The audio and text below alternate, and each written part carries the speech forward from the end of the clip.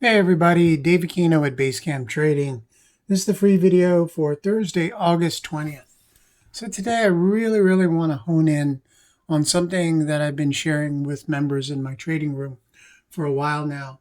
And basically what we have is a weakening bond market. Now the bond market is different from the stock market.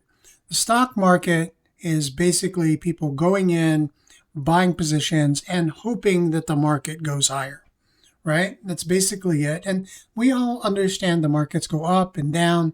So we're basically looking to buy low, sell high, that sort of thing when we're talking about stocks, which should be a representation of the value of a company, right? So we know that there's volatility there.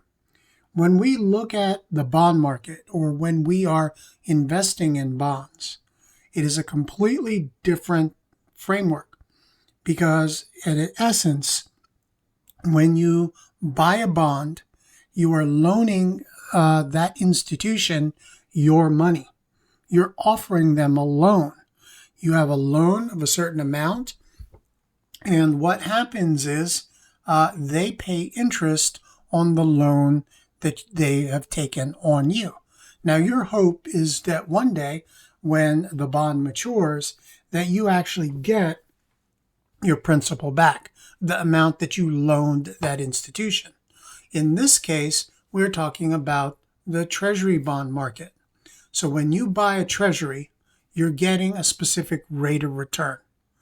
Now, if you think that the institution you're loaning to might be a little shaky, that there might be a chance or a higher risk that you may not get your capital back, you're going to ask them for a higher rate of return or a higher interest rate.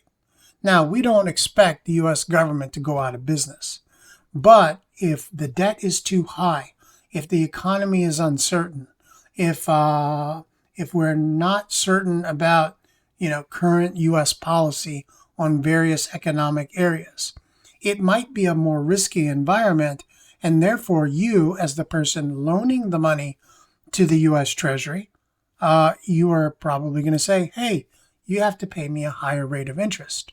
Or you may require that you don't pay as much for the bond so that the resulting return, okay, if it's not worth the face value, you're paying less, like 95 cents on the dollar. Therefore, the resulting interest rate is actually recalculated, so it's actually higher than what is on the bond itself. That's the back and forth if you are talking about actually purchasing a bond.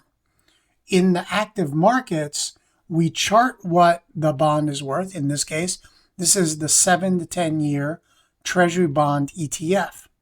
If the markets or the bond market players or the people that value U.S. Treasury bonds require a higher rate of interest, they won't pay as much for these bonds, and the price falls. It will fall to the point at which people feel comfortable buying it at a discount so that they can get a relatively higher rate of interest rates. Okay? That's the mechanism of this. So when bonds fall, the prevailing 10-year Treasury bond yield goes up. And that's what we've been seeing here. Okay? The 10-year Treasury bond is very important to the U.S. economy. It is the interest rates that help set the current 30-year mortgage interest rate. It is the interest rate that helps set what auto loans are going to be.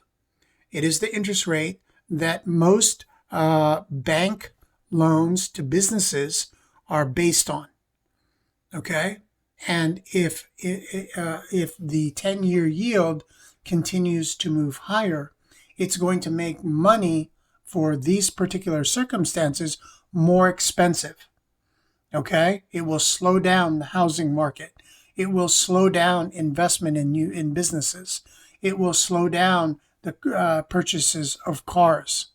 Okay? It will slow all these things down, and that could potentially trigger a slowdown in the economy. And then the final place that this 10-year yield really plays a role is that it is used as the discount rate for all the future monies of stocks.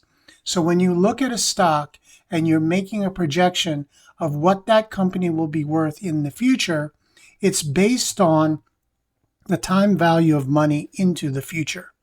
And the higher the interest rate is, the less future money is worth in today's dollars. Okay? So that is the calculation. When interest rates are zero, future money is very valuable. When interest rates are high, future money is worth a declining amount less the more interest rates go up. So what that could do is could affect the current value of stocks and put pressure on the price of stocks to be less valuable and therefore price go down.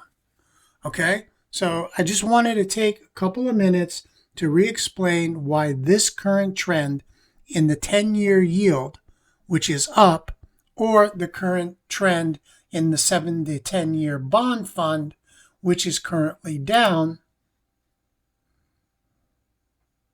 right here, see this downtrend, can, if it persists, it can be a major impediment to the U.S. stock market.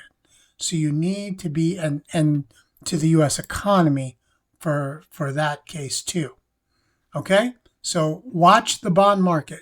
It is essential to whether the economy and the market continue to show strength. Thanks a lot.